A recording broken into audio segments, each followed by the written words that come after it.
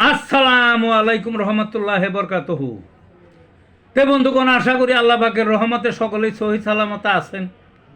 তে কবি Gazi Akkas Ali YouTube channel 017140885009 এর পক্ষ থেকে আপনাদের সকলের প্রতি রইল একান্ত আন্তরিক শুভেচ্ছা ও ভালোবাসা।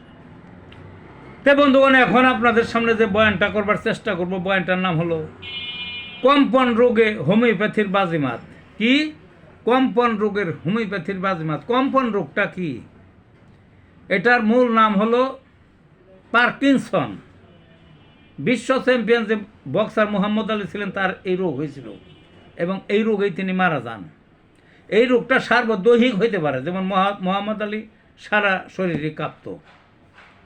আবার আংশিক হতে পারে, একটা হাতে বা একটা পায়ে বা একটা নখের মধ্যে দেখবেন সব কিছুই ভালো আছে, লেখবার গেলে কাঁপে হাতের মধ্যে, পোড়া হাতে বা শুধু নখে। কেউর মাথা কাঁপতেছে, কেউর পাও কাঁপতেছে, যে কোনো একটা অঙ্গ প্রত্যঙ্গ কাঁপতেছে, এইরকম হয়, বুঝলেন না?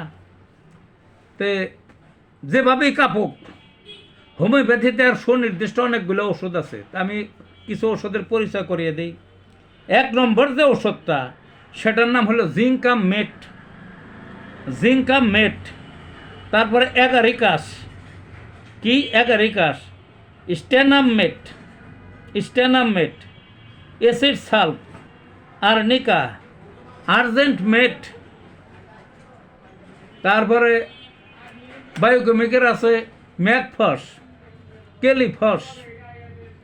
এই ওষুধগুলি এর সেরা ওষুধ এবং সম্পূর্ণরূপে অতি সহজেই আরোগ্য হয়, বুঝলেন না?